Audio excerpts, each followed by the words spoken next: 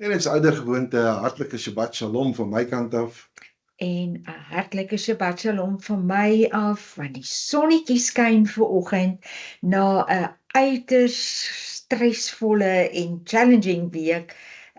Kan ons net sê, halleluja, die son skyn, ons het krag en ons het internet. En ons het internet, nee, en ek Ja. sê, dis deel van die ding wat 'n ou nie altyd so lekker besef nie, is wanneer jou, jy weet, as jou krag weggaan, en ek meen, hier teen Woensdag, wat was dit, Woensdagmiddag, nou het jy glad nie eers meer 'n manier om jou goeders, Backup, enige backup. geen, niks, daar's nie backups nie, daar's nie, niks kan gecharge word nie, en jy kom by daai finale punt wat jy dink, okay, vanaand is dit letterlik kersies, en ja, ons het daarmee verwarmer gehad, ja, die het ons gehad, en ja, sal vir julle agterna in die middag ons julle 'n bietjie getuienis gee oor wat gebeur het daai bepaalde aand.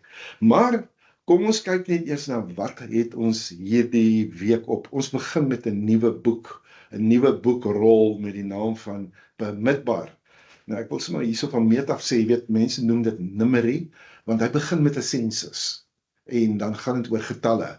Maar as jy gaan kyk na die res van die boek, dan is die benaming wildernis of in die woestyn 'n beter een.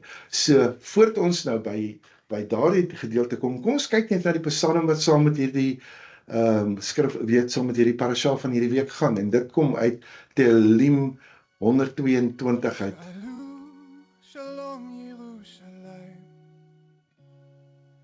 Een bedevaartslied van Dawid.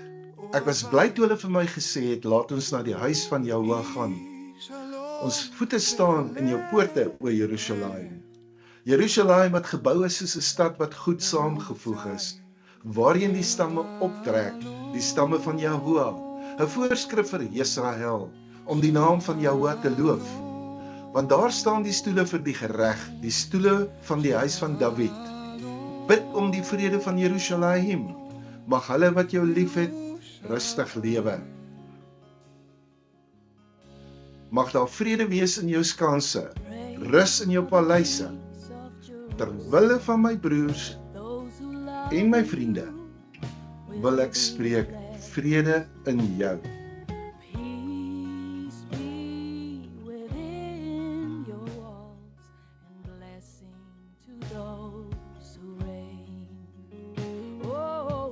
Terwille van die huis van Jahwe ons Elohim, wil ek die goeie in jou soek.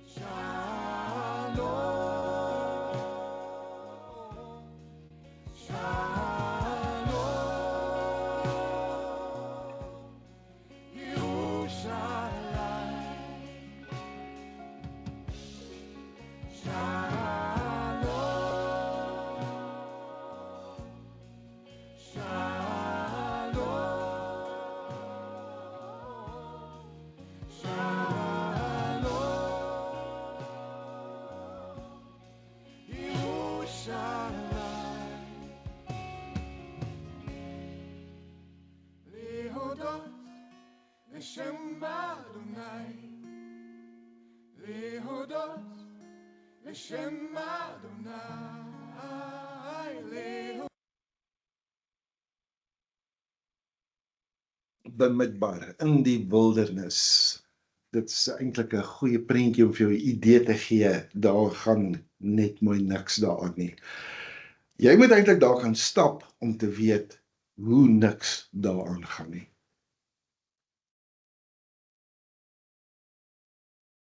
Die leesgedeeltes uit die Torah uit is bemidbaar, 1 vers 1 tot hoofstuk 4 vers 20.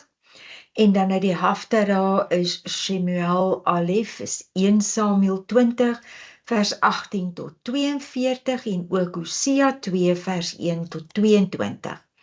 En dan uit die Brit Gadesha uit Matityahu 24, dis Matteus 24 vers 29 tot 36. En dan Romeine 8 vers 1 tot 39. En dan Gazon of Openbaring 7 vers 1 tot 8. En dan die hele Gazon 21. Kan ek net vir jou sê, daai uit Romeine 8 vers 1 tot 39, gaan jy temas kry van hoe om in die gees te lewe terwyl jy in die wildernis is en hoe jy die orde van Elohim gaan vind. So, hou dit in jou agterkop soos wat ons hierdie parasha dan nou gaan behandel. En dan ook daar in Openbaring of Gazon 7 vers 1 tot 8, daar het julle gesien, het ons gefokus op die 12 stamme wat getel is. Hulle is getelde mense van Elohim. En jy kan ook sien dat dit praat oor dat hulle is rondom die tabernakel van Elohim. Ja, spesifiek die klem op die 12 stamme. Daar's geen ander poort, geen ander ingang buiten die 12 stamme nie. Ja, so wat sê ons julle? Vandag betree ons 'n nuwe boekrol en jy moet kennis neem daarvan. Ons het nou verlede week klaar gemaak met die boekrol van Vayikra, maar van hierdie week begin ons nou met bemidbaar en dit beteken in die wildernis of in die woestyn. Ek verkies om die woord wildernis te gebruik. Nou ons het hier by die afgelope paar maande hier by The Way Derech HaYashar het ons getrou deur die fundament van Bereshit. Bereshit gee ons daai fondasie. Het ons gewerk en toe het ons gewerk deur Shemot wat alles gehandel het oor die verlossing. En daarvandaan af het ons oorgeskuif na die afgesonderde skrifte van Vayikra. Ons het daar gewerk, maar nou betree ons 'n dorre landskap. En hier gaan ons sien, hulle het nou die Mishkan gekry, hulle het al die reëls gekry en hulle gaan nou moet begin beweeg. En daai beweging wat hulle gaan moet doen, gaan wees in geloof. Nou, kom ons kyk net min of meer, wat is hierdie kernboodskap wat ons vandag gaan kry? Die woestyn gaan vir ons openbaar, of ons ordelik voor Jahwe optree, of is ons net doodgewoonweg godsdienstig. Want hy gee vir ons dwingende opdragte hier rondom die sensus in hierdie nuwe boek. En hoor nou mooi, hy dring daarop aan dat daar 'n sensus, 'n telling moet plaasvind. Dis nie 'n voorstel nie. Jy gaan ook sien dat van meet af vestig hy wat Jahwe Elohim is, baie duidelike operasionele raamwerke. Want jy sal sien, die sensus wat hy aanvra, is vir militêre doeleindes. Ek gaan nou vir jou prentjie wys, jy gaan dit sien. Nou ek wil net vir jou sê, jy het gehoor ek praat oor godsdiens. Godsdiens is gek na die gemak van passiewe bywoning. Met ander woorde, ek daag op, ek hoor 'n boodskap en ek sing 'n liedjie en dis dit, niks verder gebeur nie. Maar dis nie wat Jahwe gaan doen met hierdie ex-slawe nie. Hy gaan hulle nou aktiveer. Hulle gaan nou moet begin beweeg en hulle gaan moet gereed wees vir die aanslag wat gaan kom. En kan ek jou verseker, die aanslag gaan kom. So daarom is hy wat Jahwe is. Hy is ingestel om hierdie ongeordende volk wat hy uit Mitzrayim uitgered het en so opgerig het, om hulle nou te onderwerp aan aktiewe diens in die koninkryk van Elohim. As ek net daai punt by jou kan laat hak vandag, is jy word geaktiveer vir aktiewe diens in die koninkryk van Elohim, dan het ek die boodskap afgelewer. Jy gaan sien hierdie aktivering van Jahwe behels dat hulle nou opgelei en opgestel gaan word om saam met hom, met hom in die middelpunt van alles, om in hulle midde te kan beweeg. Onthou nou net die hele idee is, ek wil in julle midde woon en in julle woon. So hy het hulle nou opgestel, hy het hulle opgelei en nou moet hulle geestelike oorlogvoering gaan voer. En dit moet baie doeltreffend wees en dit moet hoogs funksioneel wees en hulle gaan dit moet uitvoer.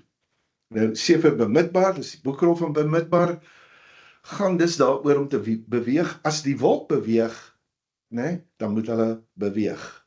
Hulle moet gaan en oorlog voer wanneer Vader sê oorlog word gevoer. So, hulle moet luister hoe hy sy kamp gaan opstel. Hoe die syne, jy gaan so oor 'n week of 2 gaan jy leer oor hoe die syne met die shofar gegee word en hoe daar intern met rebelle gewerk word, want jy het sommer interne geestelike oorlogvoering wat ook gedoen gaan moet word. Maar in hierdie parasha van hierdie nuwe boekrol verstaan ons nou dat ons gaan beweeg. Ons geloof gaan nou in aksie kom, met ander woorde, ons gaan opmars na Vader se beloofde land en dit begin nou. So kom dat ons harte oopmaak vir hierdie strategiese bloudruk van Vader se koninkryk en kyk hoe doen hy dit. Ek wil gou vir jou 'n prentjie wys. Hoe stel hy 'n kamp op? Kan jy sien, daar aan die suidekant het hy vir Simeon, hy het vir Reuben en hy het vir Gad. Dan het hy aan die noordekant vir Asher, Dan en Naphtali. Aan die westelike kant het jy vir Benjamin, Ephraim en Manasse. Het jy opgemerk, dis die kinders van Josef, Ephraim en Manasse. Waar is hulle? Hulle is aan die noordekant. En dan hier aan die ooste kant het jy Zebulon, Issachar en Jehuda. Issachar wat die tye het, hulle die vermoë om die tye te ken.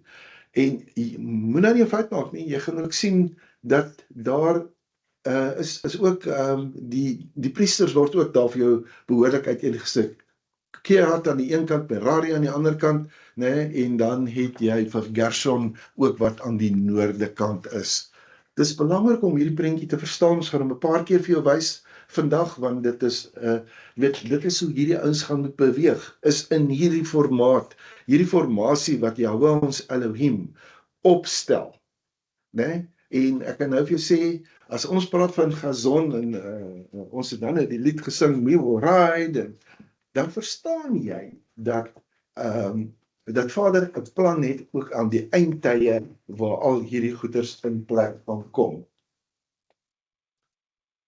Goed. So, jy sien met hierdie prentjie wat ons hier eintlik probeer sê, is jy sal sien hoe alles in mekaar steek, hoe goeders alles in mekaar in gaan val, sodat ons kan verstaan wat is Vader se optrede. Want Jahwe versamel nie net sy mense nie, hy orden hulle. En daarmee bedoel ek, hy stel hulle op in 'n kamporde as 'n geloofseenheid. Dis wat ek en jy moet doen. Dis een van die kernboodskappe wat jy nou gaan kry.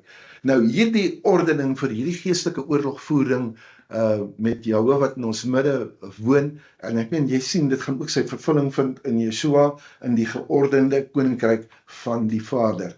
Want dis wat Yeshua doen. Hy gaan ons orden sodat ons behoorlik kan funksioneer in die koninkryk. Jy moet tog vir jouself 'n guns doen in 1 Korintiërs 15, die hele hoofstuk gaan lees, dat jy kan sien, wat doen Yeshua tot op daai punt wat hy weer alles vir die Vader oorgee.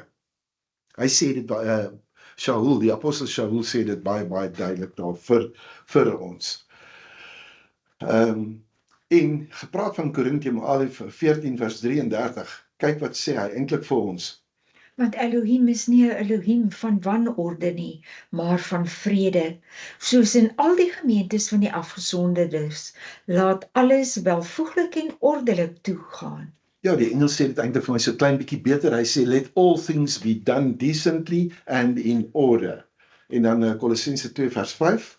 En ek verbly my om julle goeie orde te sien en die vastigheid van julle geloof in die Messias. So weet nie dit, hierdie wat jy hier lees wat dalk vir jou na 'n saai storie mag klink van, daar's getalle wat getel word, nou is al hierdie duisende, en wat moet ek nou eintlik met hierdie hele ding doen? Wel, kom ons hoop ons kan lig werp daarop, want jy sal sien, nie alleen het Yeshua dit ook verstaan nie, maar ook sy disippels het dit verstaan, en ook die apostel Shaul, wat later ons nou bygekom het, hulle praat ook daarvan. So jy moet kyk hoe daar in die Brit Hadashah hierdie hele idee van 'n kamporde wat georden is, dan nou effektief gebruik word.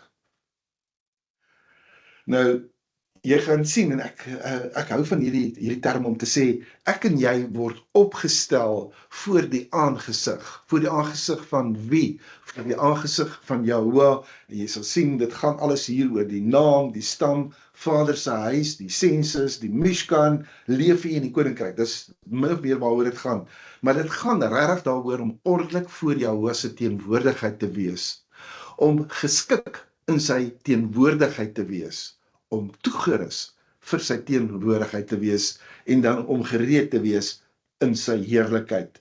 So die wildernis is nie net 'n ligging nie. Ja, ons weet hulle by daar gekamp, maar dit is 'n plek van openbaring. Dit is 'n plek waar jou gemak van jou weggestroop word en wat aan jou gaan openbaar wie jy werklik is. So in hierdie wildernis gaan jy ontdek wat is Vader se vereistes vir ordelikheid, so dit gaan ook in die Brit Gadesha geld. Jy gaan ontdek of Vader se teenwoordigheid werklik sentraal in jou lewe is, of is hy net iewers aan die buitewyke van jou lewe? En dan die derde een is, jy gaan ontdek dat jy Vader se teenwoordigheid dra, en jy moet dit dra met die nodige gesag vir hom, en jy moet oppas om nie familiêr te raak nie. Baie versigtig wees vir daardie een. So kom ons begin met die volgende vraag. Waarom onderbreek die ewige Elohim van die heelal alles, sodat die volk getel kan word? Hoekom bring hy hulle tot stilstand? Is hy dan nou geïnteresseerd net in die syfers alleen? Né? Maar jy gaan sien, nee, dis nie wat hy doen nie. Waarom tel hy hulle? Hy gaan hulle tel by hulle name, hy gaan hulle tel volgens die stam, en hy gaan hulle tel volgens hulle Vader se huis. Ek wil hê jy moet hierdie in die Engels sien, want die Engels het dit vir ons soveel beter gesê. Take a census of the whole Israelite community by their clans and families, listing every man by name, one by one. So, kan jy nou sien, wat sê hy daar? One by one. Hy sê nie neem 'n sensus nie, hy sê, hy wil hê, hulle moet weet, hy ken hulle by hulle naam, hy ken hulle volgens hulle stam, hy ken hulle volgens hulle Vader se huis, hy wil hê dat hulle moet verstaan, hy wat jou was, hy het die hele identiteitsprofiel van sy volk Israel, en hy sê vir ons alles oor wat hy gaan bou. Weereens, hy sê, take a census, listing every man by name, one by one. Jy moet laat hy nou by jou sink, né?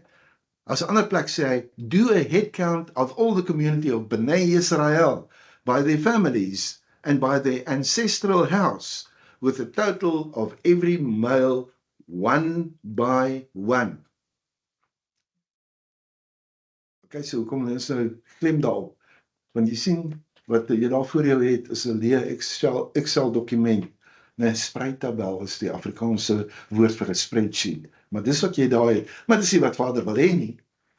Want jy sien, bemidbaar begin nie met in 'n paleis nie, dit begin nie in 'n stad nie, dit begin nie by 'n plek van gemak nie, dit begin in die wildernis.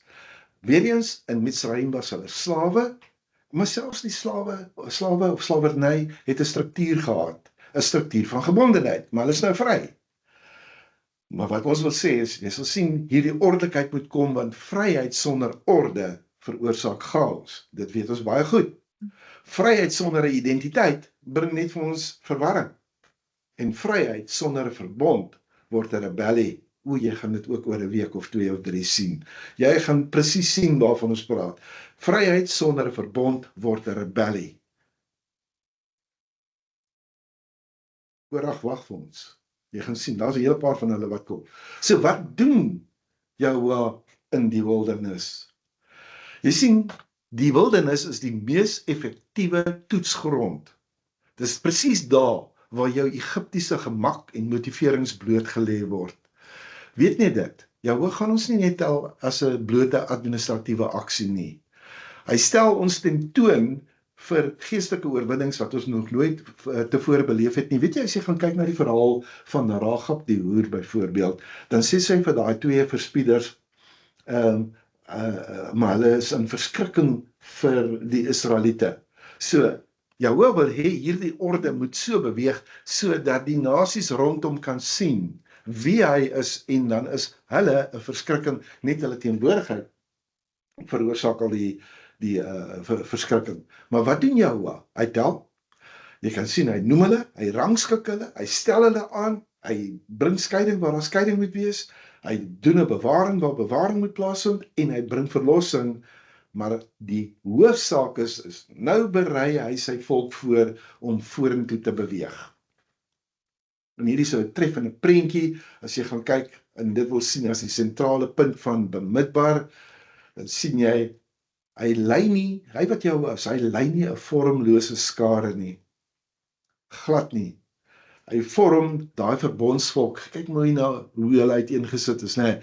Hy is heeltemal rondom sy teenwoordigheid. Hy lei nie van vooraf nie, hy lei nie van agteraf nie, hy lei van die middel, hy's in die midde van sy volk Israel, die beste plek vir almal om bewus te wees van sy teenwoordigheid die heeltyd voortdurend. Nou sal ons sien, Israel het nie net hulle het nie net bloot uit Misraim uit ontsnap nie. Maar wat nou gebeur is, nou word hulle geherrangskik rondom die troon van Jahwe. Hulle word rondom hierdie Mishkan, word hulle nou gerangskik, rondom sy heiligheid, rondom sy priesterdom, rondom sy avodah, die diens wat gelewer moet word, rondom die verantwoordelikheid. Hy rangskik hulle rondom verantwoordbaarheid. Hy herrangskik hulle volgens die teenwoordigheid van Jahwe wat die middelpunt van die kamp is.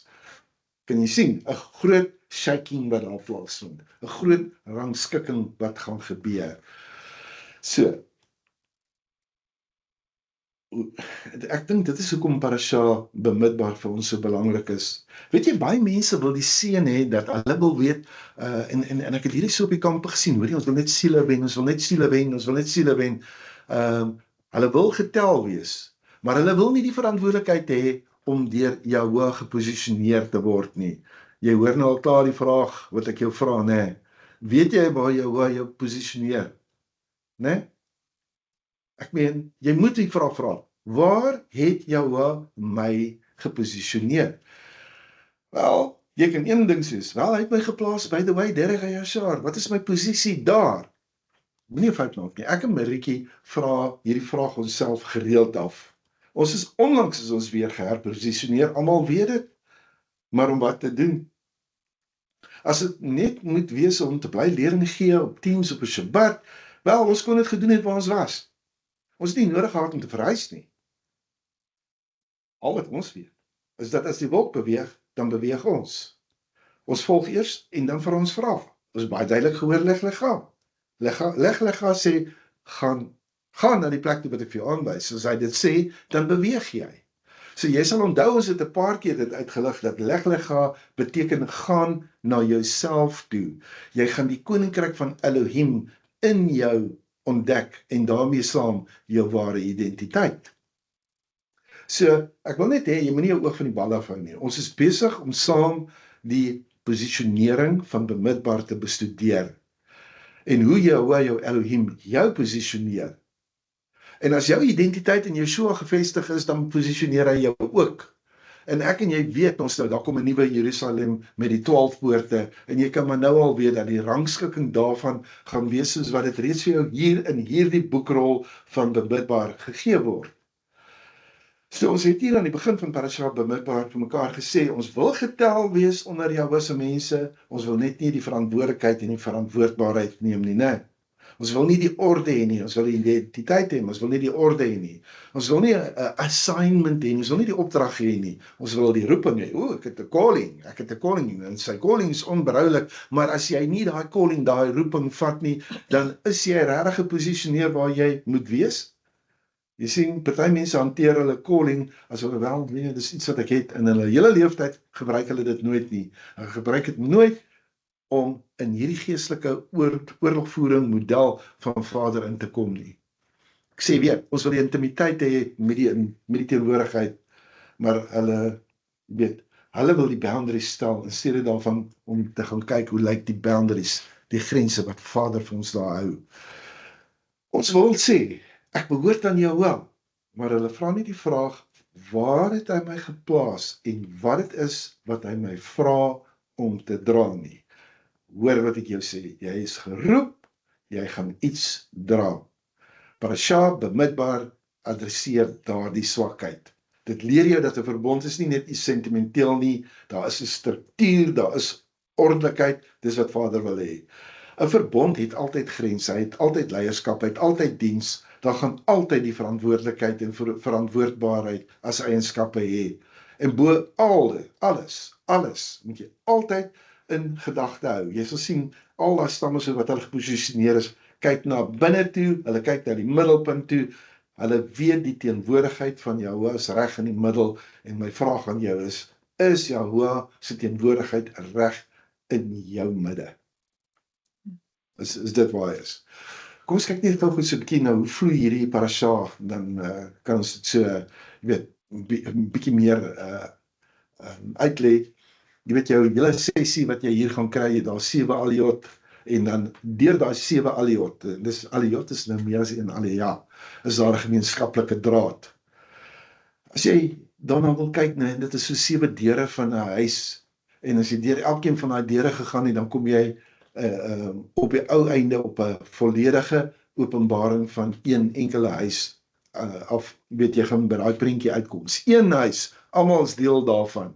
So weer eens, jy hoor al klaar as ek nou begin verwys na die Brit Hadashah, né? Ons is almal, ek dink Efesiërs 4 waar Shaul praat van, daar is een Elohim, een gees, een liggaam, en dan gaan hy so aan. Nee, dan gee dit vir jou. Alles is een huis, daar's ook nie baie huise van Elohim nie, daar's net die een.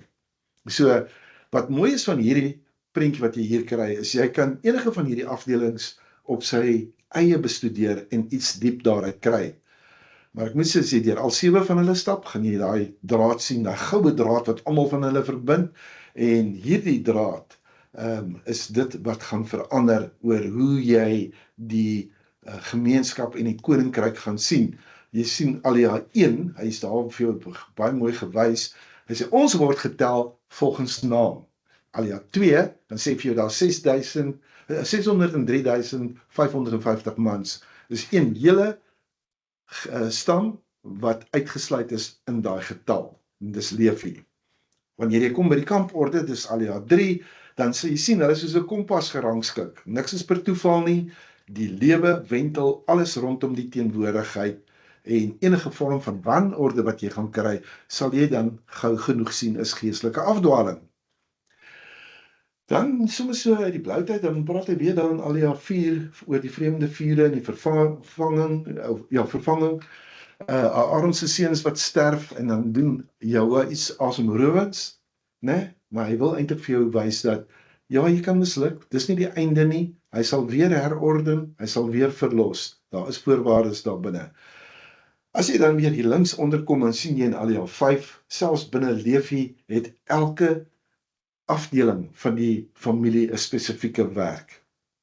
Elkeen, en jy doen net wat vir jou gegee word, jy gaan doen nie 'n ander ou se werk nie. Jou 6de alia praat dan oor die loskoping van die eersgeborenes. Daar was 273 leviete wat moes losgekoop geword het. Ons gaan nie in detail in dit in nie, maar dit is belangrik om van kennis te neem. En dan sonder ons in alia 7, Kohat is 'n werk uit. Hy is baie bevoorreg, maar hy is ook in dodelike gevaar. Want jy sien, hoe nader jy aan die middelpunt kom, aan Vader se teenwoordigheid, hoe dodeliker raak dit vir jou, is, ons het ons nou gesien, weer eens, Nadab en Abihu. Ons kan net nie uit die oog uit verloor nie, dat Jahoua is die oorspronklike meesterstrateeg. Elke bevel, elke gebod, né, in Bamidbar word gegee om die doelwit wat hy het, maksimum doeltreffend te maak. So jy volg net hierdie draad, hierdie verenigde draad, jou identiteit, die sensus, die kamp, die substitusie en die logistieke uitvoering van alles wat moet gebeur. Hoekom? Hy berei jou voor vir geestelike oorlogvoering. Goed, so, ek gaan baie vinnig deur hierdie gaan, want ons gaan aan die einde gaan ons 'n bietjie meer praat oor die Brit Hadashah ankers wat ingebou is, maar Yeshua roep ook 12 disippels, en daar's 12 stamme wat verteenwoordig word. Shaul pas ook Bamidbar toe. Ons gaan so 'n bietjie meer kyk na Efesiërs 6 se wapenrusting en hoe dit met hierdie parasha verband hou, en ons het al reeds gepraat oor Gazon 7. En as ons kans kry, gaan ons kyk na Masai 6 en 13, dit wat die disippels werklik beoefen het. Dis nadat Yeshua opgevaar het, nee. So as daai een kernboodskap wat ons moet hê, daar 7 deure, een huis. Jahoua roep nie 'n skare nie, hy bou 'n leer, né, 'n leer, soos in 'n weermagleer. Volgens naam, volgens stam, volgens doel, met sy teenwoordigheid in die middel, en daar's 'n opmarchering na die koninkryk. Ons gaan daarby uitkom, kom ons kyk net eers na al die tekste en goed wat daarmee saamgaan, soos wat dit nou gaan uitkom. OK, so, maar daai is die een belangrike sin wat jy maar moes na gekyk het, né? So jy gaan sien, hy roep ons van Sinaï na die wildernis toe. Shemot het geëindig met die Mishkan wat opgerig is, en Jahwe se glorie wat dit vul. Vayika het vir ons die stelsel van die korbanot geleer, hoe om afgesonder tot om te nader. Maar nou sê ons weer, ons staan op die punt om te beweeg. Die Mishkan is klaar gebou, die Torah is klaar gegee. Nou begin die optog. So die vraag wat ek aan jou moet vra is, wat gebeur wanneer 'n volk wat die Torah by die Sinaï ontvang het, hoe gaan hulle dit nou in die wildernis leef? Hoe gaan hulle dit uitleef? Bemidbar 1 vers 1 sê vir ons die volgende.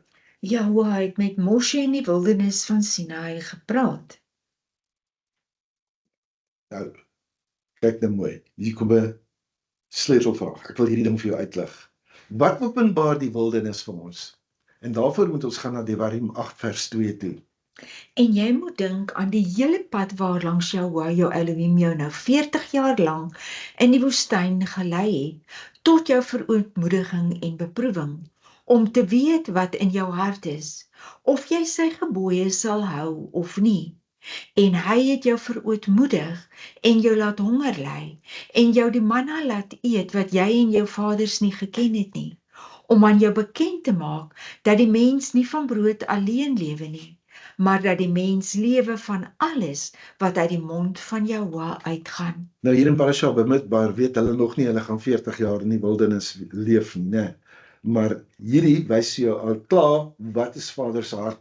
Hoekom vat hy jou wildernis toe? En die bekende woorde wat Yeshua dan ook vir haar Satan gesê het, 'n mens sal lewe van elke woord wat uit die mond van Jahwe uitgaan. Goed, sê jou volgende, en dan word dit herhaal in Hosea 2 vers 14, kyk wat sê hy. Daarom kyk, ek sal haar lok en haar in die woestyn lei en na haar hart praat. Dis die rede hoekom jy wildernis toe moet gaan. So kan jy sien, die wildernis raak vir my en vir jou 'n diagnostiese instrument. Dit gaan openbaar of jou geloof gaan oorleef wanneer jy sonder al daai gemak van jou moet klaarkom. Dit gaan vir jou openbaar of jy jou gehoorsaamheid behou wanneer daar nie toeskouers is nie. En dit gaan vir jou openbaar is hierdie kamp wat opgerig is en opgestel is en toegerus is deur Jahwe, is dit voldoende of gaan jy 'n kamp van jou eie oprig? Mense, julle gaan nie glo as ek vir jou sê nie, maar jy kry dit baie keer dat mense 'n kerk binne 'n kerk stig. Dis die hele punt. Jy kan nie 'n kerk binne 'n kerk hê nie. Daar's een vergadering, volksvergadering van Vader, en dit is die een wat hy opgerig het. Hy het hulle opgerig, hy het hulle opgestel, hy het hulle toegerus, né? Jy moet weet, jy kan nie wil die sentrale punt inneem nie. Dit behoort aan Vader en jy moet weet waar jou plek is. So, hierdie is vrae wat die Torah van jou, jy wat nou al 'n paar jaar op die pad is, en hierdie pad, Torah pad stap, dis wat hy van jou vra, né? Gaan hierdie deel wees van jou. Kom ons kyk net na die beginskrifgie van Bemidbar. Verder het Jahwe met Moshe gepraat in die woestyn Sinaï in die tent van byeenkoms op die eerste van die tweede maand in die tweede jaar nadat hulle uit Mitzraim uitgetrek het en gesê: Neem julle die volle getal van die hele vergadering van die kinders van Israel op ooreenkomstig hulle geslagte, ooreenkomstig hulle families, na die getal name, almal wat manlik is, hoof vir hoof, van 20 jaar oud en daarbo, almal wat op kommando moet uittrek in Israel. Hulle moet julle tel ooreenkomstig hulle leerafdelings, jy en Aaron, en met julle saam moet daar van elke stam 'n man wees, 'n man wat hoof is van sy families, en dit is die name van die manne wat julle moet bystaan. Dan vir die res van daai hoofstuk is daar net 'n lang lys van, weet elkeen van hulle wat hy dan nou vir ons so uitleg, né? So, wat is dit wat hy nou vir ons gaan sê? Jy is bekend by naam, jy is getel en verantwoordelik. Jou identiteit gaan die toewysing vooraf. Goed, So jy sien, die bevel word gegee in die tent van ontmoeting, binne in die teenwoordigheid. Elke persoon word getel volgens naam, volgens stam, volgens Vader se huis. En dan sê jy ook sien, daar's 'n ouderdomsdrempel van 20 plus jaar, met ander woorde 20 jaar en ouer, elke man wat in die weermag kan dien. En dan is dit Moshe en Aaron wat hierdie sensus moet opneem van, met die leier van elke stam. So, stel hierdie toneel vir jou voor. Dit is die eerste dag van die tweede maand van die tweede jaar na die uittog. Hierdie Mishkan, die tabernakel, is net 1 maand van tevore opgerig. Die wolk van Jahwe se teenwoordigheid rus daarop. En in daardie oomblik, binne in die tent van die vergadering, praat Jahwe. So wat sê hy? Jy is bekend by naam, jy is getel, jy is aanspreeklik, en jou identiteit gaan jou toewysing vooraf.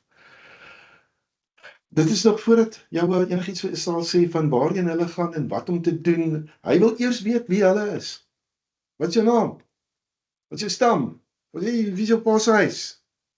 Nee, so heel eers dan vir Vader wat belangrik is, wie is jy?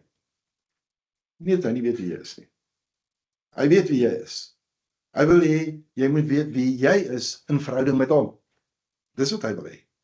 So dis hoekom hy wil jou naam ken, identiteit eerste. Dan gaan jy opdrag kry, tweede. Hier is nie bureaukratiese goed nie. Jy het te doen met 'n Elohim wat sê, ek ken jou en ek verwag dat jy jouself sal ken. Blaai het nie. Ken jou en ek verwag dat jy jouself sal ken. Okay, nou wat doen hy? So hy gaan werk heel eers met jou identiteit. Hy tel die mense volgens die naam, stam en Vader se huis. Elke individu is belangrik vir Jahwe Sebaot, Jahwe van die leerskare. Wat hy gaan doen is, hy wil hê jy moet weet wie jy is, sodat jy oproep instruksies kan kry. In daai antieke wêreld van Moshe, hulle tel 'n koning net sy soldate. Maar dis nie wat Jahwe doen nie. Hy bou 'n leermag op. Hy ken elkeen van sy soldate by die naam. Jy gaan sien, die sleutelfrases wat deurgaans deur hierdie parasha kom is, en herhaal word, 18 keer daarvan, deur hulle families, deur hulle Vader se huis, volgens die aantal name. 18 keer. Dis asof Jahwe daar wil uitskree, hoor hierso man, ek ken jou by jou naam. Dis wat hy doen, ek ken jou by jou naam. En dis iets wat jy moet weet en ek moet weet, Jahwe van die leerskare ken jou, jy's 'n soldaat in sy weermag. Jy is nie net 'n voetsoldaatjie nie, 'n stapsoldaatjie nie, né? Jy is sy soldaat wat hy ken by die naam. So die opdrag hier is baie duidelik. Tel elke man van 20 jaar en ouer volgens hulle naam, hulle stam in die Vader se huis. Nou hoekom die name? Jy sien, in Jahwe se leer is jy nooit iemand wat net anoniem is nie. Jy's nie net naamlose kanonvoer nie. Weet jy wat het Yeshua gesê? Yeshua sê byvoorbeeld, ek noem my skape by my, ek noem my eie skape by die naam. Deur my gemeenskaplike draad wat deurloop.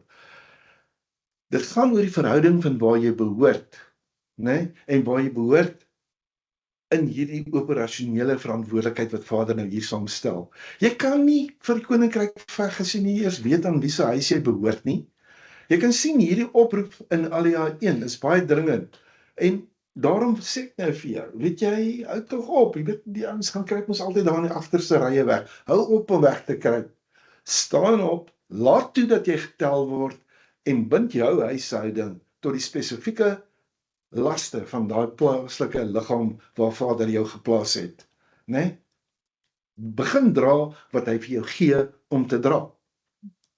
Baie belangrik. So, weer eens, ons nou klaar gesien, is nou die 3 vlakke, vir jy word geroep volgens naam, jy gaan oor jou persoonlike identiteit, jy is nie net 'n nommer nie, jy is bekend. Jy moet vir jouself op bors kan staan en sê, ek is bekend by Jahwe Elohim. Hy ken my by die naam. Hy ken my volgens my stam. Hy weet ek behoort aan sy volk. Hy weet ek is nie alleen nie. En ek weet dit nou ook. En dan sê hy, ja, maar jou Vader se huis is ook natuurlik baie belangrik. Want jy moet weet waar jy vandaan kom. Wat is jou generasie identiteit? Jou afkoms maak vir jou 'n saak. As dit nie vir jou saak maak nie, jy weet nie wie jou pa se pa nie, jy weet nie wie jou oupa grootjie nie, jy weet niks daarvan nie. Jou wel weet, dit maak vir hom saak. Dis hoekom hy kom en hy vertel vir jou wie jy is. Jy het 'n naam, jy het 'n stamtoewysing, jy is gehuisves. Wat is die vyand se strategie wat hierdie nou wil probeer kelder?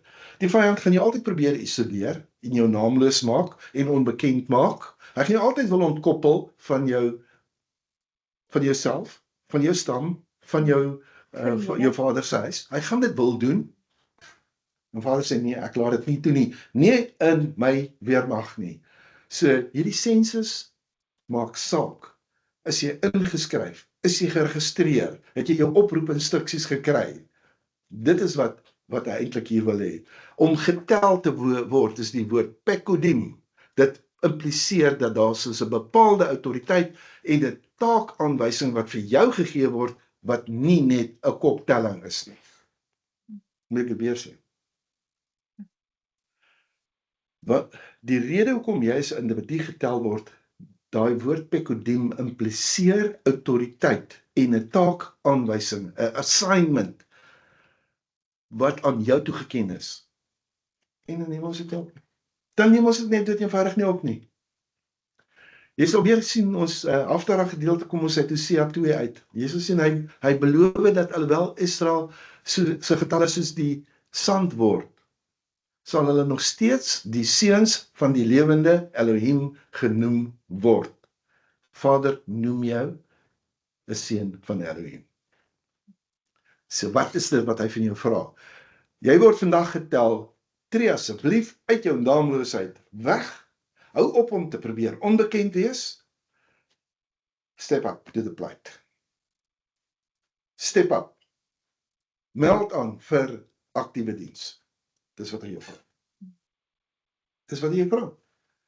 Nou, kom ons kyk net na ordelikheid of vorm godsdiens. Nou, wat doen godsdiens? Dit maak mense bymekaar en dan noem hulle gemeenskap. Maar jou ordense mense en dan noem hulle sy weermag. Godsdiens plaas programme voor jou as die sentrale fokuspunt. Dis net disco-ligte en wie weet wat alles, nee, en miskien die praise and worship of wat ook al. Nee, jou plaas sy eie teenwoordigheid in die middel. Bitter belangrik wanneer jy by daai punt kom. Moenie gaan vir programme nie. Gaan vir waar jou die middelpunt is. Godsdiens gaan tel. Weer eens soos ek sê, by die kamp, soveel siele is gered, soveel siele is gered, maar dis nie wat Jahoua doen nie. Hy tel name, hy tel stamme, hy kyk na jou vader se huis, dit maak vir hom saak, dit moet vir jou saak maak. Godsdiens hanteer dit wat heilig is of afgesonder is, jy weet, as baie familiair. Maar nie vader nie, hy laat dit nie toe nie. Jy sal sien, dis hoekom Kouart byvoorbeeld die opdrag kry, moenie aan hierdie goed raak nie, moenie daarna kyk nie, jy gaan sterf. Jy kan dit dra, maar jy gaan nie daarna kyk nie. Né? So dit is alles baie belangrik in die koninkryk van Elohim. So ons sleutelinsigte wat ons hierso gekry het nou was, daar's daai 3 vlakke van identiteit. Ek gaan hulle nie weer vir jou lees nie. Ek los hulle op die skerm dat jy hulle net kan sien. Ek wil net hê jy moet weet, 18 keer herhaal hy die individu, die stam, die vader se huis. Hy ken jou persoonlike identiteit, hy ken jou vader se huis. Ken jy dit? Ek dink wat hy daar doen dis die antidote soos wat hulle sê. Dis die teenmiddel vir vandag se mense wat so sukkel met hulle identiteitskrisisse wat hulle het. Jou vra nie jy moet jouself gaan vind nie, hy vertel vir jou wie jy is. En dis miskien tyd dat jy kan vir jouself wys en sê, ek is wie Jahoua Elohim sê, ek is, geen wat enigiemand anders te sê het nie. Dit moet dan maar net gaan. As mense my disrespekteer vir wie ek weet wie ek is, ek hou maar net verby. Ek hou maar net by hulle verby. Goed. So, aan die einde van hierdie eerste alia, moet jy vir jouself sê, omdat jy deur Jahoua geken word, gaan skryf net 'n bietjie jou geestelike identiteit neer. Wie het vir jou naam gegee? Watter gemeenskap is jy? Waar het Vader jou geplaas? Né? Wat is jou vader se huis? Hoekom moet jy hierdie goeders weet? Dis belangrik. Dis regtig belangrik dat jy dit gaan doen. Want wat dit vereis om getel te word, en ek wil hê jy moet gaan kyk na skrifte soos Bemidbaar 1 vers 3 en vers 18, ook Galasiërs 3 vers 29. Hy kom daar en hy sê, wat nodig is jou ouderdom, plus aanspreeklikheid. Jy moet 20 jaar oud wees, jy moet volwasse wees, jy moet verantwoordelik wees, en jy moet gereed wees om te kan dien. Jy moet in staat wees om in die weermag te dien. Die sensus is 'n militêre oproep, dis nie 'n bevolkingsopname nie. Hier is die woord wat jy moet neem. Hitjadu. Jy moet jy moet aanmeld om jouself te registreer. Party ons sit en wag asof hulle wil wag tot die koninkryk kom, sodat ek wag dit Vader my moet registreer. Jy gaan registreer jou. Daar's 'n aktiewe reaksie wat van elke persoon vereis word. Jy moet jouself gaan registreer. Ek teken myself vandag in hierdie kamporde van Jahwe in. Elkeen van daai stamleiers werk saam met Moshe.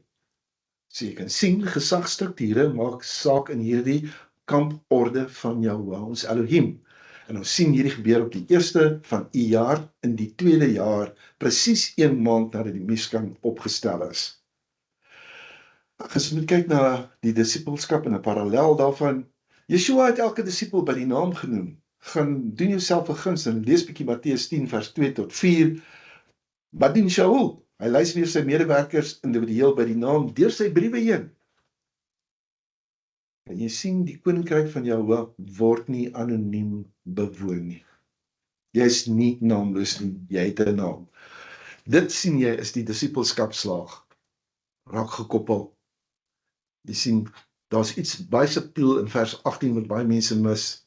Nee, dit het ek nou vir jou gegee. Dis daai registrasie. Hulle het nie net hulle geslagsregister verklaar nie, daar's aktiewe deelname nodig. Elke persoon moet opdaag om getel te word. Jy gaan nie per toeval ingeskryf word nie. Hy gee vir jou ook al die drempels, en dan sien ons nou, as jy na hierdie kyk, jy's nie naamloos nie, jy behoort, jy's geregistreer.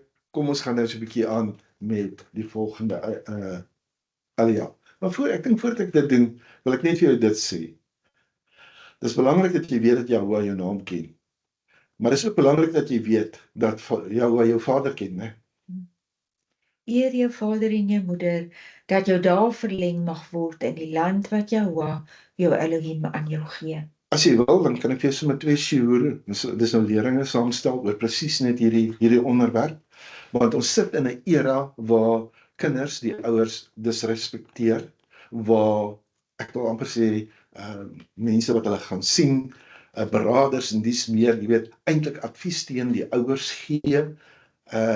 Dit behoort heel eerste te wees, hoorie, jy praat nou van jou pa as dit, jy praat van jou ma as dat.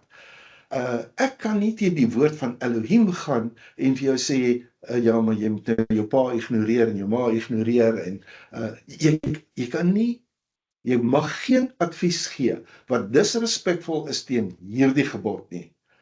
Dit is nie vir jou beskore nie. Kinders kan nie hulle ouers lering wil gee, of teregwysings wil gee, rebukes wil gee, berisping gee, en al daai nie. Hulle moet bitter versigtig wees om te weet dat Jahwe ken hulle vader se huis. Né? Gaan dink bietjie oor daai ene vanmiddag. Gaan dink bietjie oor dit. Maar ek wil vir jou sê, as jy naamloos voel, niemand sien jou raak nie. Wat sou jy doen? Ek stel voor, gaan bid. Abba Jahwe, U ken my naam. Help my om te leef soos een wat U instruksies ken, wat dit lief het, wat dit uitvoer. Ek wil nie meer naamloos wees nie. Ek wil hê U moet my naam in die koninkryk ken. Ek wil hê U moet my stam ken. En ek wil hê dat U moet weet wie is my vader se huis, sodat ek my rol kan vervul in hierdie kamporde wat U saamstel. Okay, daar's 2 soorte oorlogvoering wat jy gaan kry wanneer ons begin kyk na hierdie tweede parasha. Jy het 'n algemene kamp en dan het jy die Mishkan bewakers. Die sensus sê vir ons uitdruklik die militêr gereed ouens is 603.550 manne, maar dit sluit nie Levi in nie. Maar Levi is nie kwyt geskeld nie, hulle gaan net 'n ander tipe oorlog gaan hulle voer. So jy sien eintlik wat dit vir jou sê is daar's 'n sigbare geveg en daar's 'n onsigbare geveg. Dis waaroor hierdie tellery gaan. Daar's 'n fisiese kamp vir die fisiese oorlog, maar die Lewiete gaan 'n geestelike oorlogvoering uitvoer. Al twee hierdie groepe is essensieel, uiters belangrik. Die een het nie 'n hoër gesag as die ander een nie, want hulle moet mekaar kan aanvul. Jahwe is die een wat al twee hierdie groepe oprig en plaas. So jy moes nou wel agtergekom het dat die hele idee van die wildernis, ek is in my wildernis tyd of wat ek al, jy weet, mense kan dit so romantiseer. Jy weet, dan kom hulle met die wolkies in die lug en manna en wie weet wat. Nee, weet jy wat? Daai wildernis was nooit 'n plek wat geromantiseer kan word nie. Jy word deur die wolk in die dag en die vuurkolom in die nag gelei, want dit is erg daar buite. Daar's vyande daar buite. Dit gaan oor manna, dit gaan oor wonderwerke, dit gaan oor liedjies. Ek sê nie, jy weet, liedjies is nie om jou uit die wildernis uit te kry nie. Jy kan jou liedjies sing, ek het niks daarteen nie, maar moenie die liedjies die hoofding maak en jy haal jou oog van jou as die middelpunt af nie. Nee, die wildernis is die plek waar die Torah jou gaan skik in jou fondamente in.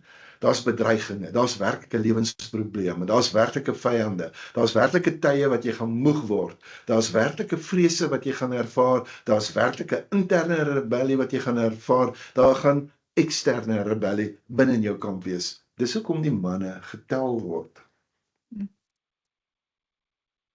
So, wat doen Jahwe? Hy is besig om Israel as 'n leer te organiseer. Hy tel diegene wat in staat is om oorlog toe te kan gaan. Baie van ons moderne gelowiges sien hierdie idee van geloof net as 'n, weet, as soos 'n luukse vaart waarop hulle gaan. Nee, wat? Die Torah sê vir jou, nee, jy is op 'n oorlogskip wel. Jy is opgeroep vir aktiewe geestelike oorlogvoering teen prinsdomme en magte. Dis wat hy doen, en jy moet gaan kyk na die briljante, werklik waar die briljante, ek wil net gou hier na 'n nota kyk. Ek wil hê jy moet gaan kyk na die briljante strategie van Jahwe, want wat doen hy? Hy onderskei die stam van Levi. Hulle dra nie swaarde nie, hulle dra die Mishkan. Hulle dien as 'n firewall. Jy ken seker die term firewall, né? 'n sekuriteitsmuur om te keer dat daar 'n goddelike toren die kamp tref as gevolg van die een of ander oneerbiedigheid of nie nakoming of wat ook al nie. So jou oproep tot aksie hier is, jy moet 'n selfondersoek doen. Hanteer jy aktief die swaard van die gees in ons kultuur? Of is jy geroep om in te tree en geestelike reinheid van ons geloofsgemeenskap te beskerm? Is dit waarvoor jy geroep is? Maar jy moet daai ondersoek doen. Waarvoor is jy geroep? Waar is jy die firewall? Waar is jy daai geestelike sekuriteitsmuur? Jy is deel van die kamp. So, weer eens, hierdie sensus teken uitdruklik diegene wat in staat is om oorlog toe te kan gaan. Kol Yotzei Tzava, né? Want die wildernis is 'n baie vyandige gebied. Daar's 'n absolute waaksaamheid wat nodig is. Selfs al sal hulle in die land ingaan, gaan hulle nog steeds moet waaksaam wees. Maar weer eens, die Lewiete word van militêre diens uitgesluit om as die aangewese versperring van afgesonderde diens te kan dien. Met ander woorde, hulle moet tussen die volk en Jahwe kan wees en hulle moet daai buffer moet hulle behoorlik hou. So daar is 'n oproep tot aksie vir my en jou. Jy moet erken dat jy besig is met 'n geestelike oorlogvoering, maar jy moet ook weet, jy word ontplooi om te veg. Jy word nie geroep om iewers te sit en wag dat iemand anderste daai werk vir jou doen nie. Elke man. Alef 1 Petrus 2 vers 9. Maar julle is 'n uitverkore geslag, 'n koninklike priesterdom, 'n afgesonderde volk, 'n volk as eiendom ontvang, om te verkondig die deugde van hom wat julle uit die duisternis geroep het tot sy wonderbare lig. En dit is waar Petrus, Alef 2, dit gaan daaroor wat jy in Shemot 19 kry. Met ander woorde, hy herhaal presies wat alreeds in die Torah staan. Dis wat hy doen. Ons is geroep as 'n koninklike priesterdom. En weer eens moet jy vir jouself die vraag afvra, maar is ek werklik 'n koninklike priesterdom? Is ek regtig deel daarvan? En dan moet jy met Vader daaroor praat, as jy nie seker is daaromtrent nie. Efesiërs 6, né? Eindelik, my broers, word kragtig in die Meester en in die krag van sy sterkte. Trek die volle wapenrusting van Elohim aan, sodat julle staande kan bly teen die liste van die duiwel. Want ons worstelstryd is nie teen vlees en bloed nie, maar teen die owerhede, teen die magte, teen die wêreldheersers van die duisternis van hierdie eeu, teen die bose geeste in die lig. Daarom neem die volle wapenrusting van Elohim op, sodat julle weerstand kan bied in die dag van rampspoed. En nadat julle alles vervul het, staande kan bly. Staan dan vas, julle lendene met die waarheid omgord, met die borswapen van die geregtigheid aan, en as skoene aan julle voete die bereidheid vir die goeie nuus van vrede. Behalwe dit alles, neem die skild van die geloof op, waarmee julle al die vurige pyle van die bose sal kan uitblus. En neem aan die helm van verlossing en die swaard van die Gees, dit is die woord van Elohim, terwyl julle met alle gebed en smeking by elke geleentheid bid in die Gees, en juis daartoe waak met alle volharding en smeking vir al die afgesonderdes.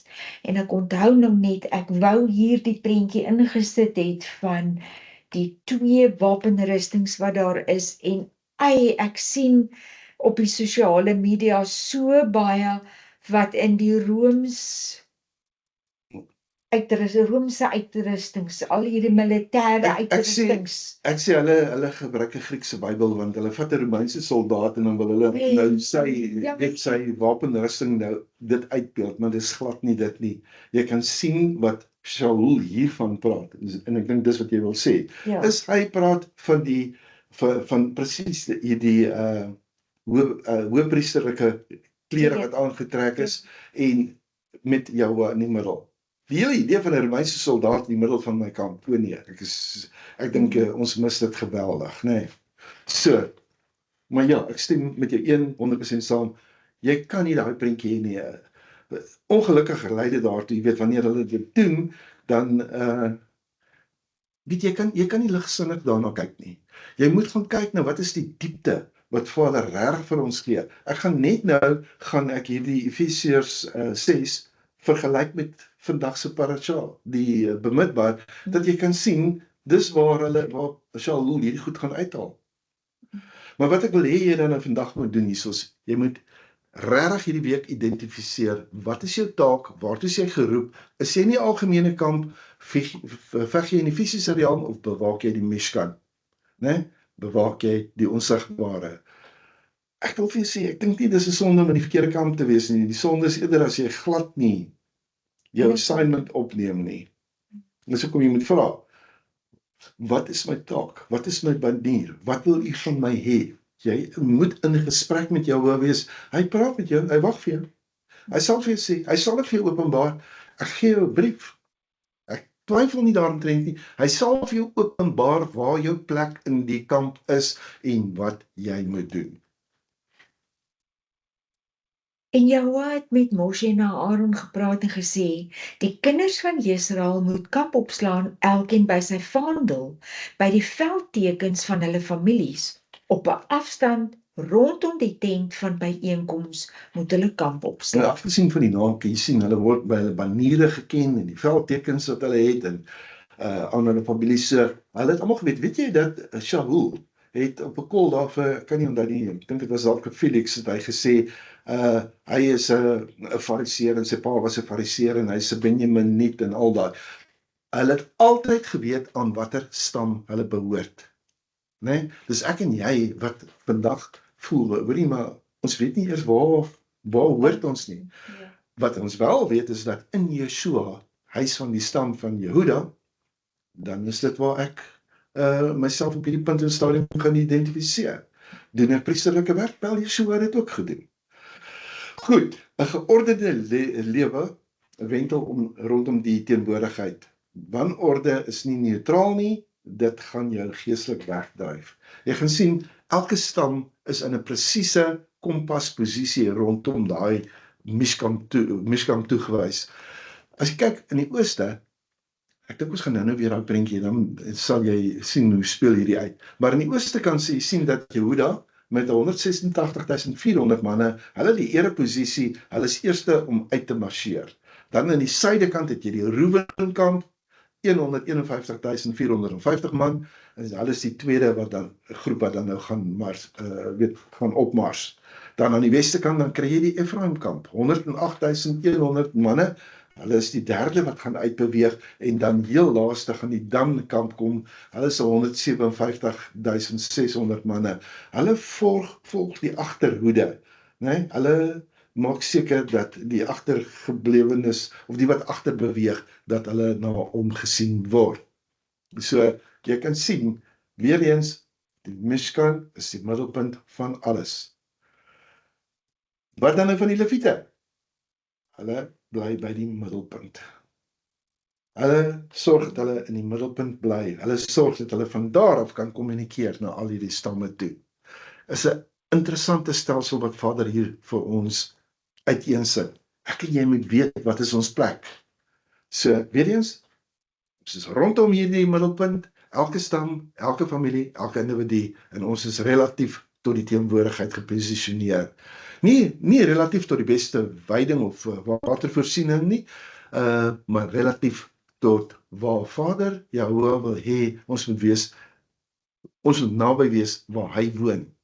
Ek dink, dis 'n diepgaande beginsel wat die meeste van ons elke week oortree sonder om dit te besef. Ons neem besluite, ons tyd, ons geld, ons prioriteite, en jy weet, ons tree op volgens ons eie gemak, ons eie gerief, ons eie ambisie, en dit veroorsaak dat jy jou posisie, of dalk kan wegtree van jou posisie, van die nabyheid van Jehovah. Die Torah wys vir ons 'n anderste meetkunde. Elke besluit wat jy neem, moet jy doen, en bereken, volgens jou afstand van die teenwoordigheid van Jehovah. So, hoe gaan jou week lyk? Bereken dit volgens jou afstand van Jehovah. Hier is Yeshua in die woord in Matteus 6 vers 33. Terwyl jy dit doen, weer eens, né? Dit word gekoppel aan daai orde. Maar soek eers die koninkryk van Elohim en sy geregtigheid, en al hierdie dinge sal vir julle bygevoeg word. Ja. So, weer eens, dit is Matteus 6 vers 33 in 'n fisiese vorm, daai kamp wat jy daar sien. Die Mishkan eerste, alles word rondom dit gedoen. Shaul is ook aan die woord. Kolossense 1 vers 17, en hy is voor alle dinge, en in hom hou alle dinge stand. Goed, so in die derde alia sien ons hierdie asemrowende argitektuur van die kamp. 4 massiewe afdelings, 3 stamme elkeen het hulle baniere, ons sien dit. Kom ons kyk net vinnig na die prentjie weer daar, dat jy dit kan sien, dat jy jouself net weer kan oriënteer. Terwyl jy daarna kyk, hoor die volgende. Kyk na die mandaat. Almal kyk na binne, na die Mishkan toe. Jehovah is letterlik in die geometriese sentrum van hulle bestaan. As Juda by die tentdeur kyk, dan sien hulle die wolk van sy glorie. As Ephraim uitkyk, dan sien hulle die vuurpilaar. Kan jy sien, daar's hierdie gemeenskaplike draad wat ons van praat, wanneer hierdie goddelike orde heers. Want die goddelike orde vereis dat ons 'n kollektiewe aandag het, wat ons fokus op Jehovah se woning. Nee? Jy kyk nie na dit wat op die buitewyk is nie. Jy word gedwing om kollektief na binne te kyk na Jehovah se woning. En dis 'n oproep vir elke gesin vandag. Né? Met wat jy ook al doen, is soos wat jy kyk na jou weeklikse skedule, jou skermtyd, al daai tipe van goed. Is die teenwoordigheid van Jehovah nog steeds die onbetwiste sentrum van jou kamp? Dis die vraag wat jy jouself moet afvra. Want hierdie orde is nie opsioneel nie, jy kan sien, is teologies. Bamidbar 2 vers 34 sê vir jou heel wat, Korintium 14 vers 33, gelees dit gerus, ek moes dit noodgedwonge uithaal vir tyds doeleindes, maar jy sien, in al daai skrifte, Israel het alles gedoen, presies soos wat Jehova vir Moshe beveel het. Gehoorsaamheid is aanbidding. Jy kan sien, hierdie is nie sommer nou net 'n reëling wat, jy weet, so uit die lug uit gegryp word nie. Hierdie tellery en hierdie samestelling van die kamporde, dit vorm alles deel van verbondsvorming.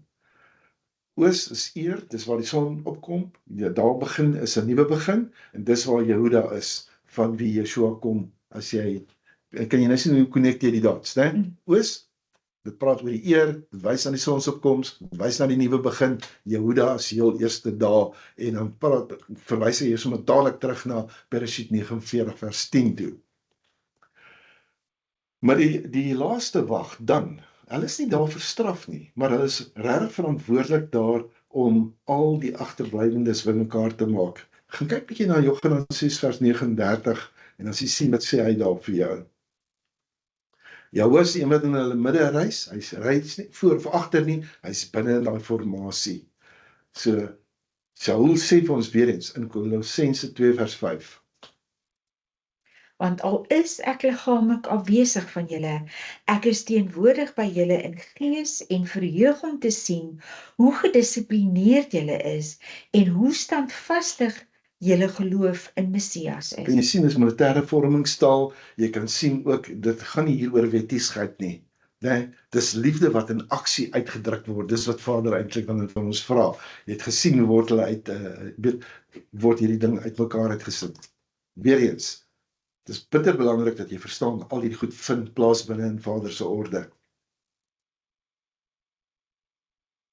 Dan kom ons by die 4de aljaardse half, eintlik asof, jy weet, jy nou net weer herinner word aan wat het Nadab en Abihu gedoen.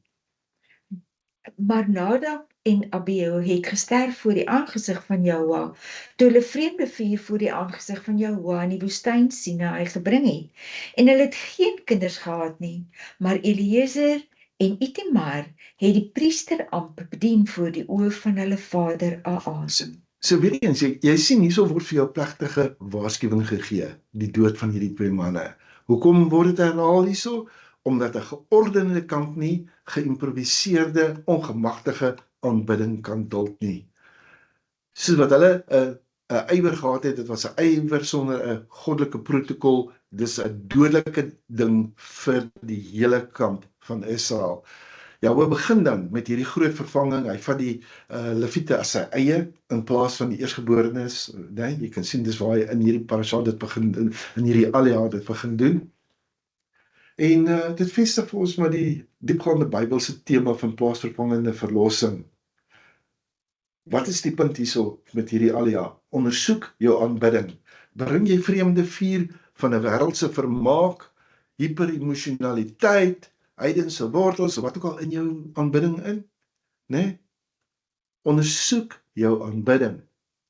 Ek sal dit weer sê, ek en jy het nodig om met eerbied en ontzag te aanbid, want ons Elohim is 'n verterende vuur. Jy wil nie vreemde vuur in die kamp inbring nie. So, weer eens kan jy sien, wanneer die eersgeborenes dan nou val, wat doet Jahwe? Hy herorden. Hy bring weer ordelikheid in. Die mislukking is nie die finale die finale stap nie. Nie in Jahwe se ekonomie nie. So weer eens gaan lees Bemidbar 3 vers 1 tot 13. Jy kan sien, Aaron se gesagsregister word vir jou gegee. Jy kan kyk na die wettige priesterlike afstammelinge. Ek gaan nie nou eers deur al daardie goeters gaan nie, maar ek wil net hê ons moet verstaan dat Nadab en Abihu dan nou weggeval het, kom Eleazar en Itamar en dan dien hulle in hulle plek, die lyn gaan voort en dan sien Jahwe ook toe dat Lewi in die plek van elke eersgeborene gaan inkom. Hoekom? Want elke eersgeborene behoort al reeds aan Jahwe. Sedert daai Exodus nag, baie duidelik. Maar hulle gaan hulle nou vervang. So binne hierdie toewyding is daar presies 'n roeping. Algemene toewyding is dood eenvoudig nie genoeg nie. Jy sien dat Levi word afsonderlik getel. Daar's mans wat ook, maar die manne word getel sodra hy 'n maand of ouer is. Nie van 20 jaar af nie.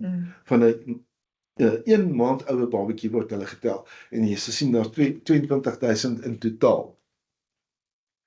En dan het ons gesien dat Gershon, hy was wes van die Mishkan. Hulle is die ouens wat die werk kry met die gordyne en die bedekking en die skerms en dis meer jy weet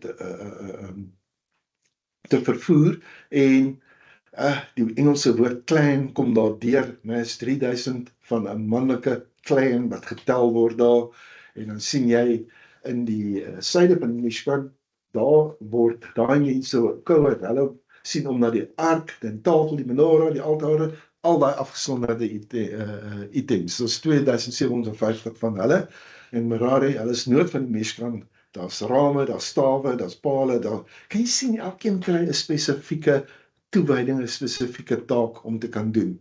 Moshe en Aaron en sy seuns, hulle is nou weer aan die ooste kant van die Mishkan.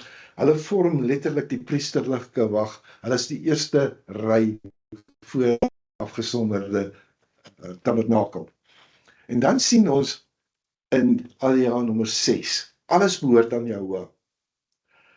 Verlossing het 'n prys en wat daar gebeur is dit. Daar's 273 meer Lewiete gewees as wat daar eersgeborenes was. En elkeen van daai 273 Lewiete moes losgekoop word met 5 shekels. Dis waaroor dit hier gaan.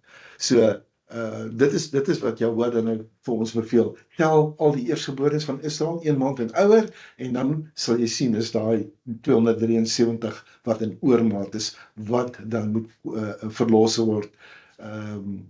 Jy weet sodat hulle dan ook geldiglik deel kan hê aan die priesterdom wat die Mishkan moet bedien. Ja, en die prys wat betaal moet word is 5 shekel per persoon, né? 5 shekel. Ja. Ja. Goed. Ja, so ons het jy sal ook uit dit uitsien die 5 shekels is die uiteindelike verlossingsprys van Yeshua wat betaal word. Goed. Nou gaan ons is naby aan die afsluiting van die alias want hierdie sê eintlik maar net vir jou dat Kohat is die wat letterlik die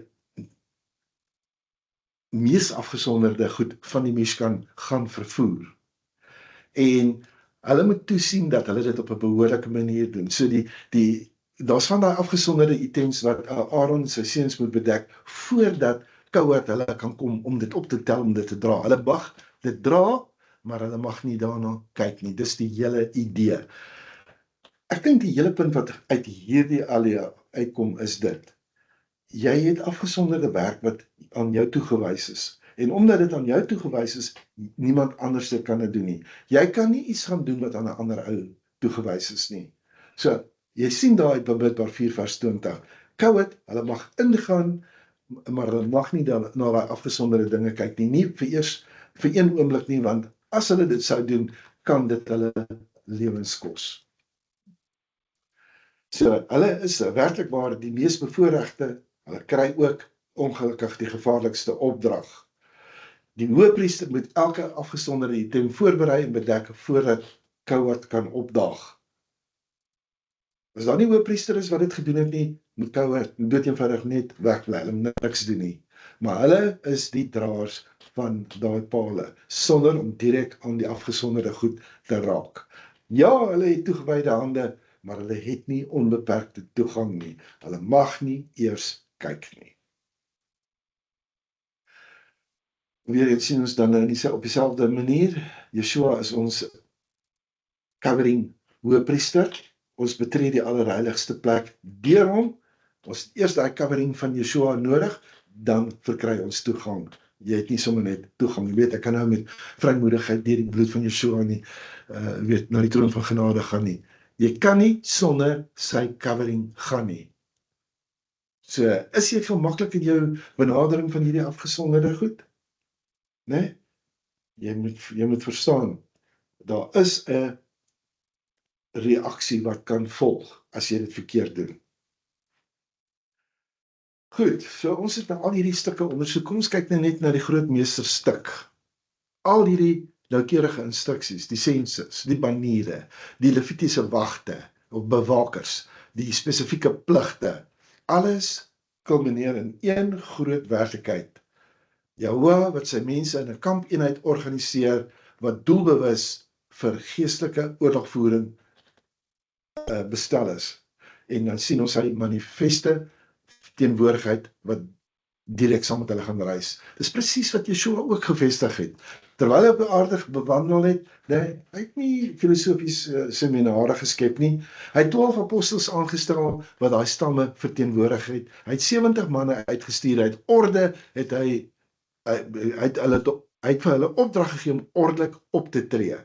Weereens, hoe dan nou, sy hele bediening daarna was bestee om die ouderlinge te orden, om skenkings te struktureer en om te verklaar dat ons gemeenskappe die koninkryk van die Vader moet weerspieël. So ons is nie net weet 'n vergadering van gelowiges nie.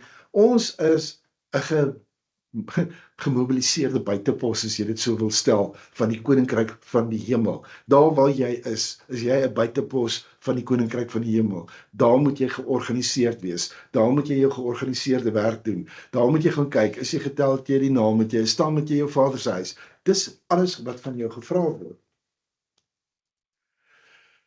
So, as ek dit vir jou in kort, die alias moet gee, jy sien, maar ons het gepraat daar in die begin, daar's 'n gemeenskaplike draad wat dwars deur hierdie leer gaan loop. Jy het gesien in Alia 1 was dit 'n identiteit voordat jy 'n taak gekry het. Jou tel jou volgens jou naam. Elke rol is afgesonder in Alia 2 en jy kan ook sien hy skei sodat daar 'n inwyding kon plaasvind. Die derde Alia het vir ons vertel dat die hele lewe wentel om jou as teenwoordigheid en die kamp openbaar vir jou, waar is die sentrum daarvan. En nadat Nabil se mislukking, wys ons alles is nie finaal nie, die mislukking is nie finaal nie. As daar so 'n mislukking is, Jahoua het 'n manier om alles weer terug in orde te stel en verlossing te bewerkstellig. En dan van daar af, Alia 5 het ons gekyk as 'n presisie binne 'n ou se roeping. Daar's nie vir geloof nie, daar's nie vir vrug nie. Alles behoort aan Jahoua en die verlossing kom teen 'n prys. Goed, en dan die laaste een het ons gesê, jy moet toesien dat jou covering reg is.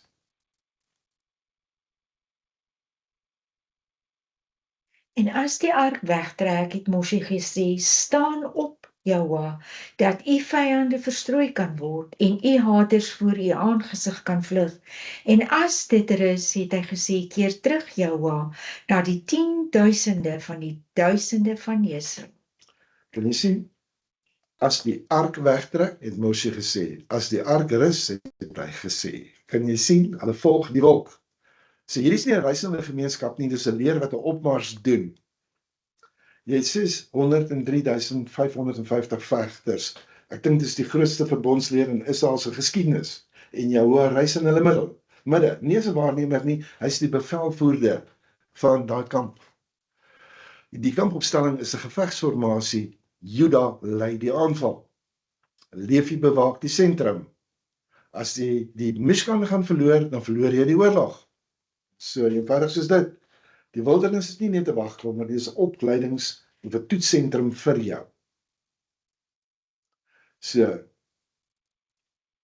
is jy op daai oefengronde? Gaan jy dit oorleef? Ek wil vir jou vinnig net 'n paar skriffies gee van Shaul het bemidbaar verstaan. Hy het dit aan die nasies geleer.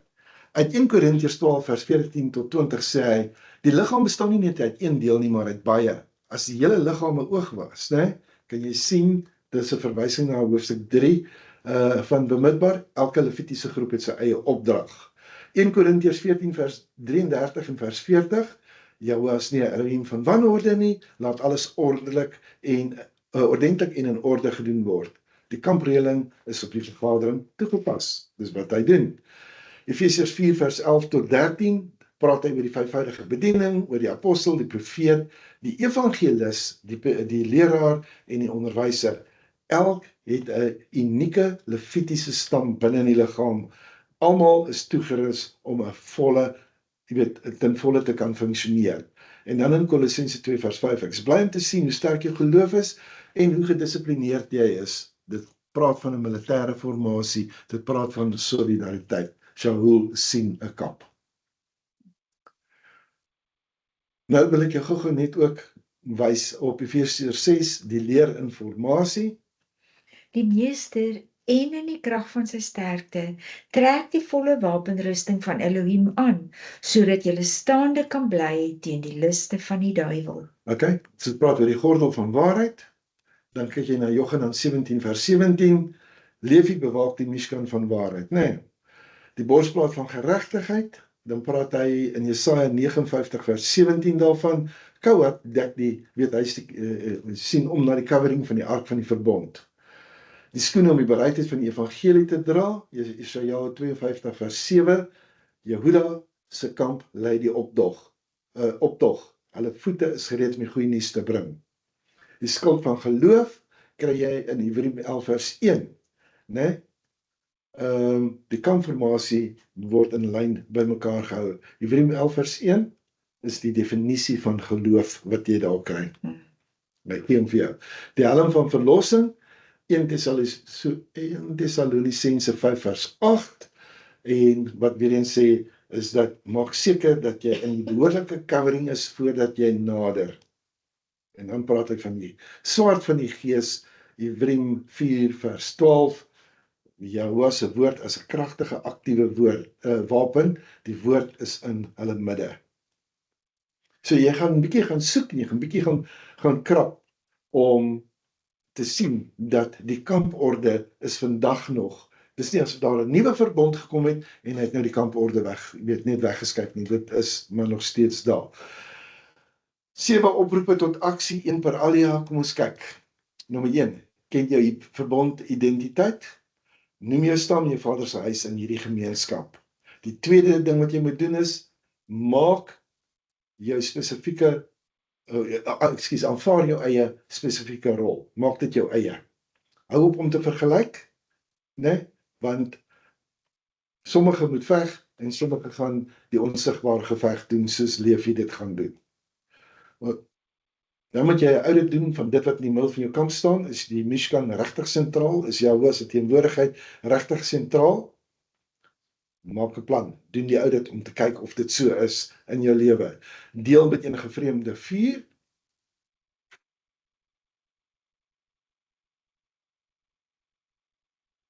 Gaan kyk na jou presiese roeping, skryf dit neer, né? Want vaar geloof produseer vaar vrugte. Gaan probeer dit so presies neerskryf soos wat jy kan. En dan moet ons identifiseer wat aan Jahoua behoort en wat ons moet teruggee.